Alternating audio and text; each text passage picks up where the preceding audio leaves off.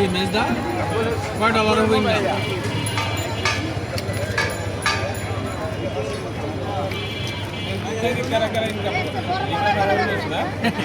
আমি বলি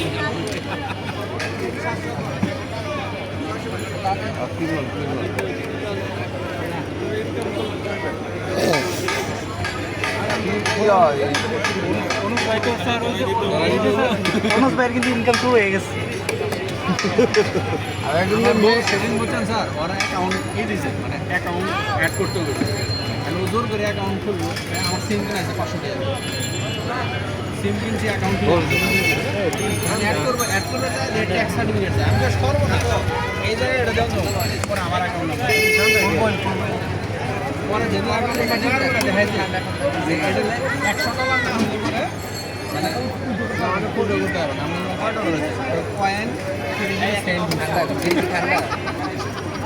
হোক না, এটা তো স্টার্টিংয়ে না।